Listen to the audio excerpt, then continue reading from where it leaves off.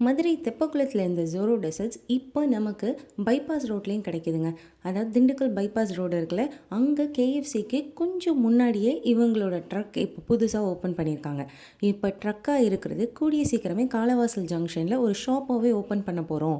By this month end இல்லைனா next month பிகினிங்கில் open பண்ணிடுவோம் அப்படிங்கிற மாதிரி சொல்லியிருக்காங்க. இங்கே மெனு நான் பார்க்குறப்போ எனக்கு புதுசாக நிறைய ஐட்டம்ஸ் இருந்தது. சீஸ் கேக் புதுசாக இன்ட்ரடியூஸ் பண்ணியிருக்காங்க 2 ஃப்ளேவரில். திராமிசு ப்ளூபெர்ரி ஃப்ளேவரில் இன்ட்ரடியூஸ் பண்ணியிருக்காங்க. அது மட்டும் இல்லாமல் 2 புதுசாக மில்க் ஷேக் கிடைக்கிது. ஒன்று கோல்டு மைலோ, அப்புறம் லோட்டஸ் பிஸ்காஃப் மில்க் ஷேக்கும் நமக்கு கிடைக்கிது.